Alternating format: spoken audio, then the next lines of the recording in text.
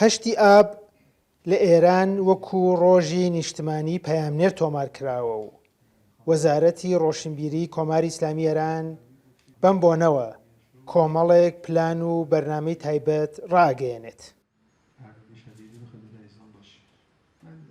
لە پرێس کۆنفرانسێکی تایبەتدا و بە ئامادەبوونی جێگری وەزیری ڕۆشنبیری کۆماری ئیسلامی ئێران و بەڕێوەبەرە گشتیەکان لە بواری ڕاگەیاندندا جێگری وەزیری ڕۆشنبیری ڕایگەیاند لە ئێستادا زیاتر لە 11,000 ڕاگەیاندنی کاغەزی و ئۆنلاین لە ئێران چالاکن و ئەمساڵیش دوای زیاتر لە 10 ساڵ فستیڤاڵی ڕاگەیاندنەکان بەڕێوە ئەچێت و بڕیاریشە لە پاییزدا پێشانگای ڕاگەیاندنەکان لە تارانی پایتەخت بەڕێوە بچێت.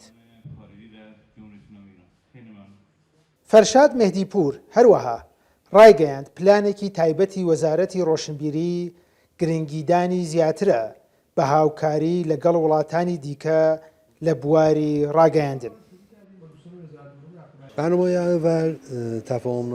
پلانی یەکەمان ئیمزاکردنی ڕێکەوتنە لەگەڵ ڕاگەیاندنی وڵاتانی دیکە و قبولکردنی ژمارەیەکی زیاتر پەیامنێری بیانی بۆ ناوخۆی ئێران لەم ماوەیەشدا سەردانی چەندین وڵاتمان کردووە لەوانە رووسیا، سویسرا، عێراق و قەتەر و ئێمارات و هەوڵماندا ڕێکەوتنی باش ئیمزا بکەین. هەنگاوی دیکەشمان ئەوەی لە ڕووداوە ناوخۆیەکاندا پەیامنێران و ڕاگەیاندنە بیانیەکان ڕۆڵ و ئامادەبوونی زیاتریان هەبێت.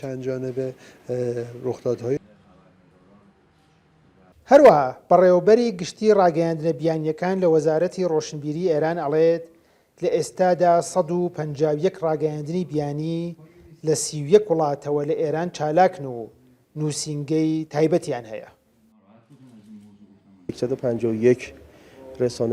151 ڕاگەیاندنی بیانی لە 31 وڵاتەوە لە کۆماری ئیسلامی ئێران نووسینگیان هەیە و هەمەڕەنگیەکی جوگرافیمان لەم بوارەدا هەیە. واتە لە چینەوە تاوەکو ئەمریکا و ئەوروپا ڕاگەیاندنەکان لە ئێران نووسینگیان هەیە کە زۆرینەیان کەناڵە تەلەڤیزیۆنیەکانن کە چەندین ڕۆژنامە و ئاژانسی هەواڵ و ماڵپەڕیش نووسینگیان هەیە. بەگشتیش 315 پەیامنێری بیانی لە ئێران مۆڵەتی کارکردنیان هەیە.